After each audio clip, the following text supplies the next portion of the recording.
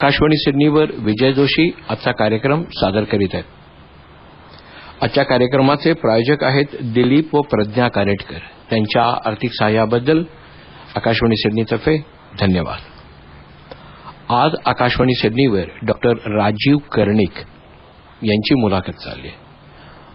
ही मुलाखत अशी युनिक आहे की ते स्वतः उत्तम प्रोफेशनली कार्डिओलॉजिस्ट आहेत. मात्र 5 वर्षापूर्वी त्याला ल्युकेमिया झाला आणि त्याच्यातून ते संपूर्णपणे बरे झाले. So this is one of the unique case. म्हणून आज ते आकाशवाणी सिडनीवरती येऊन ते त्यांचे अनुभव आपल्याला आपल्याबरोबर शेअर करतायत. राजीव, आकाशवाणी सिडनीवर परत एकदा स्वागत. आतापर्यंत आता आपण एस्टॅब्लिश झालो की म्हणजे तुम्ही सांगितल्याप्रमाणे की 2005 साली यू रिअलाइज्ड की हा कॅन्सर झाला. तुम्हाला त्याचे काही मेडिकल डॉक्टर असल्यामुळे तुमची कनेक्शन्स मुंबईत खूप असल्यामुळे तुम्हाला त्याचे काही फायदे झाले, मात्र तसेच काही तोटे पण होते. असं करता करता एक स्टेज तुम्ही म्हणाल्याप्रमाणे की नैराश्य येतच. म्हणजे आपण किती डॉक्टर असतो, आपण मेडिकल सायन्स म्हणजे शिकत असलो तरी ते एक प्रकारचं नैराश्य. तर ह्या नैराश्याला तुम्ही ते ओव्हरकम कसं काय, तुम्ही त्याच्यातून बाहेर कसे काय पडलात? I mean, what sort of it turned you back to the yes? I'm going to leave. I'm coming to Akashvani Sydney. I'm going to share my experience to the rest of the friends. बरोबर विजय, हा turning point तर मला अगदी नक्कीच सांगावं असं वाटतंय. कारण मी सांगितल्याप्रमाणे नैराश्य एवढं होतं की म्हणजे कसं मी लवकरात लवकर संपीन हा विचार होता. त्यानंतर आता तुम्ही जे कराल ते करू द्या, आता मी just I will lie down आणि I will take it lying down असं होतं. कारण बघत होतो की मी नुसतं पाणी पिण्यासाठी जरी चेहऱ्यावरचा ऑक्सिजन मास्क काढला तर ते पल्स ऑक्सिमीटरमध्ये बॉडीतलं ऑक्सिजनेशनचं प्रमाण कळतं, तर ते 95 वरून 70 पर्यंत घसरताना बघत होतो. त्यामुळे याच्यातून आपण काय बाहेर पडणार नाही अशी एक नक्की मनाची पक्की खात्री होती. पण माझी माझी मनाची खात्री झाली होती. पण माझी पत्नी मात्र म्हणजे खूप ती डॉक्टर आहे, सायकियाट्रिस्ट आहे आणि ती सद्गुरू तत्वावरती विश्वास ठेवणारी, भक्ती करणारी आहे. म्हणजे नुसतंच मेडिकल स्पिरिच्युअल बॅकग्राऊंड तिला खूप आहे, चांगली आहे. ती नंतर पार्टिसिपेट करते, ती सांगेलच तिचा काय म्हणजे ऑफकोर्स म्हणजे या सर्व याच्यामध्ये तिचा सर्वात मोठा सहभाग आहे. तर मी obviously I am going to spare more time with her here in all detail. ती मला सतत सांगत होती की तिला सद्गुरूंकडून आश्वासन मिळालंय की याच्यामधून तू बाहेर पडशील आणि then you must keep cool. आणि तिचा हा एक आत्मविश्वास बघून मला नैराश्यामध्ये थोडासा एक जरा पॉझिटिव्ह काहीतरी एक बुडणाऱ्याला काडीचा आधार मिळतो तसं वाटायला लागलं. आणि ती तिच्या सद्गुरूंबद्दल, तेव्हा मी तिचे सद्गुरू म्हणत होतो, कारण त्याच्यानंतर आता मीही माझे म्हणजे मुंबईचे अनिरुद्ध बापू जोशी सद्गुरू, त्यांना मी आता म्हणजे पूज्य बापू असं म्हणतो, पण त्यावेळेला तिचे सद्गुरू म्हणत होतो. तिचे सद्गुरू माझ्या स्वप्नात आले आणि त्यांच्या हातामध्ये एक मोठा लांब असं म्युन्सिपलचे ते झाडूवाले असे झाडू घेतात तसा हातात झाडू होता, ब्रूम होता आणि ते असं झाडत होते आणि मला असं त्यांनी हात केला. तर तेव्हा मी झटकन झोपेतून जागा झालो आणि माझ्या पत्नीला डॉक्टर प्रियाला म्हटलं की तुझे बापू फुफ्फुस झाडत होते रे. तर मी तसं म्हणजे तिला सांगितलं की माझी फुफ्फुस अल्व्हिओलाई मध्ये जे काय सगळं whatever muck it was there in the alveoli it has been cleared by your Bapu. आणि आता असं मला वाटतं की जर इन्फेक्शन नसेल तर मला म्हणजे व्हाईट सेल असो नसो, नुसता सिंपल फुफ्फुसामध्ये पाणी असेल तर मी आय एम अ कार्डिओलॉजिस्ट, मी त्याची स्वतःहून बघू शकेन आणि ट्रीटमेंट स्वतःची स्वतः किंवा म्हणजे गाईड होऊ शकेल आणि मी ठीक होऊ शकेन. आणि हा जो एक टर्निंग पॉइंट होता त्याच्यानंतर अचानक माझ्यामध्ये म्हणजे एक पॉझिटिव्ह मनसामर्थ्य आलं. आणि ही जी विल पॉवर आहे ही कुठल्याही आजारामध्ये विल पॉवर ही अत्यंत महत्वाची असते. म्हणजे आता जे बुद्धिवादी लोक आहेत जे देवावरती विश्वास ठेवत नाहीत त्यांनाही मी सांगू इच्छितो की विल पॉवर किंवा पॉझिटिव्ह थिंकिंग मधून आतमध्ये बॉडीमध्ये मेंदूमधील हायपोथॅलॅमस पासून तो ॲड्रिनल ऍक्सिस पर्यंत इम्युनो मॉड्युलेशन होतं. काही एंडॉर्फिन, काही आतमध्ये केमिकल्स येतात.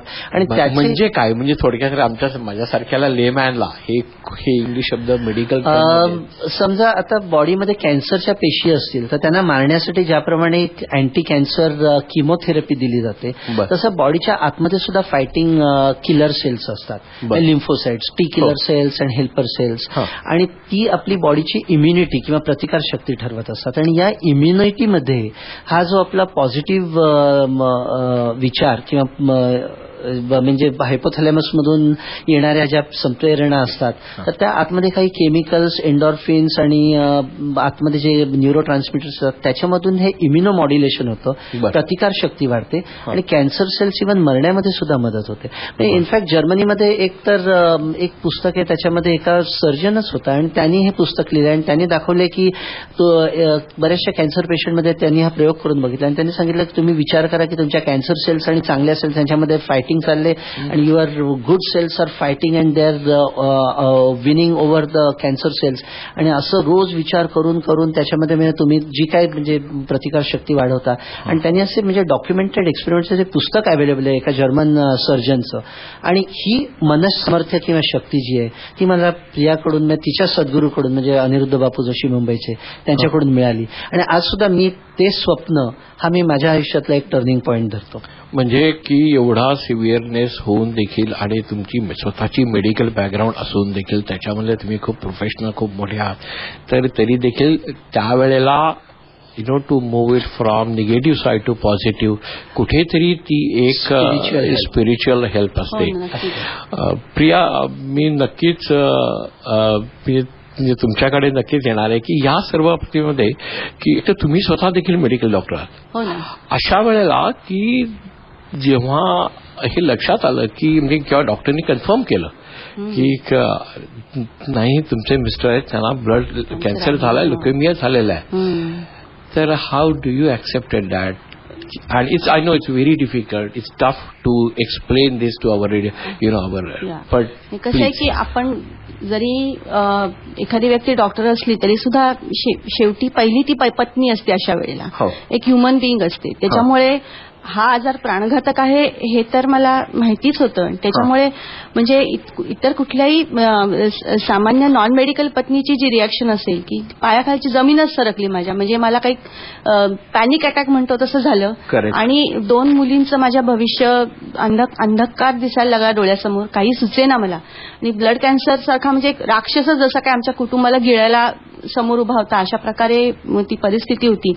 बरं, कॅन्सर तज्ज्ञ एवढे मोठे मोठे उभे होते आजूबाजूला, रोज राऊंड्स घेत होते हॉस्पिटलमध्ये, त्यांच्याकडनं पण काही पॉझिटिव्ह प्रतिसाद कुठलाच नव्हता. कारण डॉक्टर कर्णिक आता बोलले की त्यांना दोन्ही फुफ्फुसांमध्ये न्यूमोनिया झाला होता, तो बरा होत नव्हता, तो बरा झाल्याशिवाय ट्रीटमेंट सुरू करत नव्हती.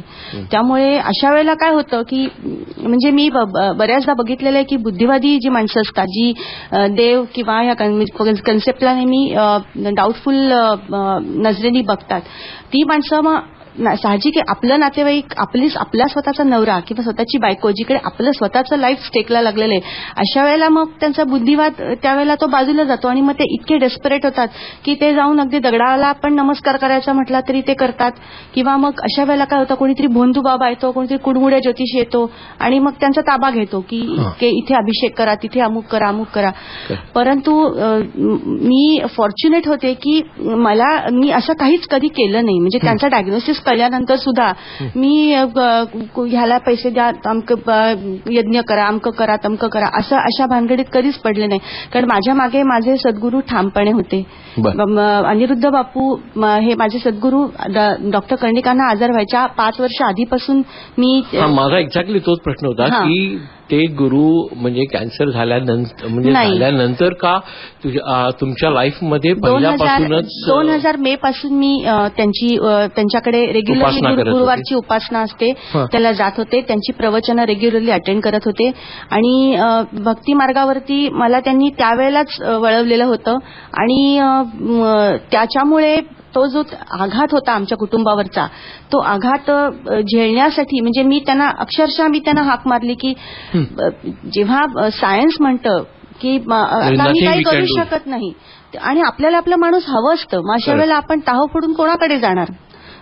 तर मला असं वाटतं की देवाशिवाय कोणी नसतं त्यावेळेला आपल्या पुढे. आणि माझे सद्गुरू जे आहेत त्यांनी मला अक्षरशः अभयदान दिलं की मला म्हणले, मला त्यांनी निरोप पाठवला की मी आहे, तू काळजी करू नकोस, मी आहे, डॉक्टरांना त्यांचं काम करू दे.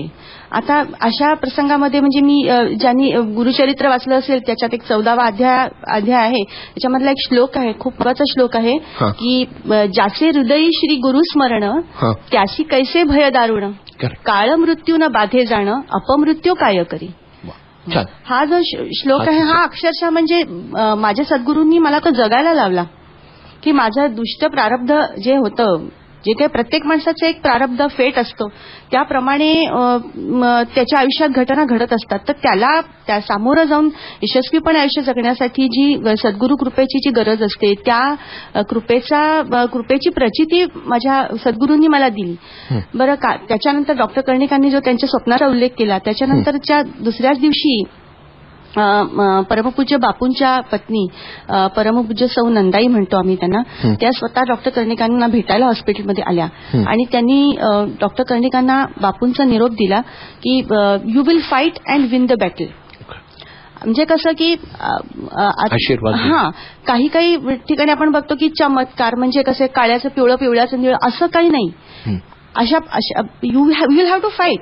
म्हणजे असं नाहीये की किमोथेरपी घ्यायला लागणार नाही किंवा काहीच ट्रीटमेंट न घेता आज चुटकी वाजवतो आणि तुझा सगळा आजार बरा झाला, जादूटोणा वगैरे नाही. सिस्टमॅटिकली ट्रीटमेंटच्या थ्रू जायचं, प्रत्येक ट्रीटमेंटचा टप्पा घ्यायचा. नाही म्हटलं तरी त्याच्यातल्या यातना कमी करण्यासाठी आपल्याला गुरु मदत करतातच, त्याच्याबद्दल वादच नाहीये. कारण की आणि त्यामुळे फायटर हमेशा त्यांचं हे वाक्य होतं की you will fight and win the battle, fighter हमेशा जिंकता है. हे जे वाक्य आहे ह्यानी म्हणजे हा खरोखरच डॉक्टर कर्णिक म्हणले टर्निंग पॉईंट. तर ते सकारात्मक दृष्टिकोन, मनसामर्थ्य आणि परमात्म्याच्या कृपारूपी कवचाची आम्हाला नितांत गरज होती आणि ते भरभरून देणारे हे शब्द म्हणजे डॉक्टर कर्णिकांच्या आणि आमच्या म्हणजे माझ्या 2 मुली आमच्या सगळ्यांच्याच आयुष्यातल्या एक टर्निंग पॉईंटच होता तो. आणि माझ्या मनातलं नैराश्य, निगेटिव्हिटी म्हणजे कुठे पळाली. डॉक्टर कर्णिक सुद्धा खूप पॉझिटिव्ह झाले आणि नंतर रिकव्हरीपर्यंत त्यांचा जो 6 महिन्याची ट्रीटमेंट म्हणजे 3 किमोथेरपी सायकल्स त्यांनी ज्या घेतल्या त्याच्यामधली रिकव्हरी ही म्हणजे इट वॉज फिनॉमिनल.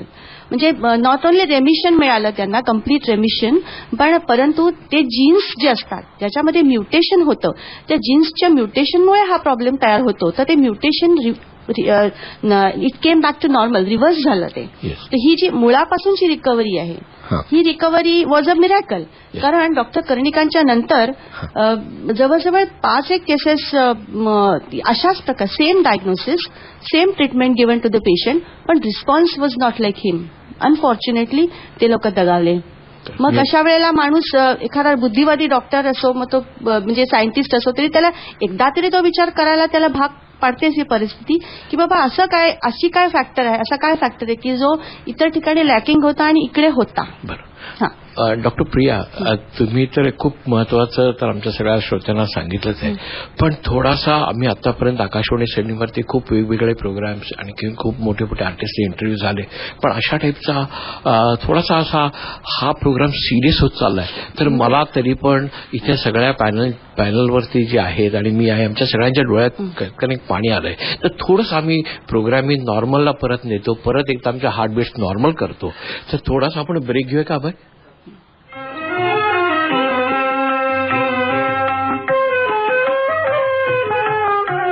आर्थिक सहाय्याबद्दल आम्ही आभारी आहोत. प्रिया, आम्हाला एक टेक होम मेसेज देणार का? हो, जरूर. आत्ताच आपण माझ्या पतींच्या ब्लड कॅन्सरच्या आजाराबद्दल आणि त्यांच्या रिकव्हरीबद्दल जी काही चर्चा केली त्याच्यामध्ये मी आणि माझं कुटुंब यांनी हे काय शिकले ह्या सगळ्या ह्याच्यातून, तर असं की मानव कितीही उच्च शिक्षित आणि यशस्वी झाला तरी त्याच्या कर्तृत्वाला शेवटी मर्यादा असतात. आणि म्हणून मी म्हणणारे आंतरराष्ट्रीय कीर्तीचे डॉक्टर सुद्धा जेव्हा एखादी सिच्युएशन टॅकल होत नसेल त्यांच्याकडून तेव्हा हताश होतात आणि जेव्हा ते आवाक्याबाहेरच्या केसेस रिकव्हर होताना तरी सुद्धा पाहतात तेव्हा ते परमात्म्याच्या प्रचंड ताकदीसमोर नम्रपणे झुकतात. डॉक्टर पूर्वीश पारिक सारखे आंतरराष्ट्रीय कीर्तीचे ऑन्कोलॉजिस्ट माझ्या नवऱ्याला ट्रीट करत होते. ते सुद्धा एक दिवशी माझ्या नवऱ्याला म्हणले की there is somebody who is looking after you, otherwise this wouldn't have been possible. हे त्यांचे जे उद्गार आहेत हे सद्गुरूचा महिमा आणि अल्टिमेट पॉवर ऑफ परमात्मा हे सांगणारेच आहेत असं मला निश्चितपणे वाटतं आणि हाच माझा मेसेज आहे सगळ्यांसाठी. धन्यवाद प्रिया.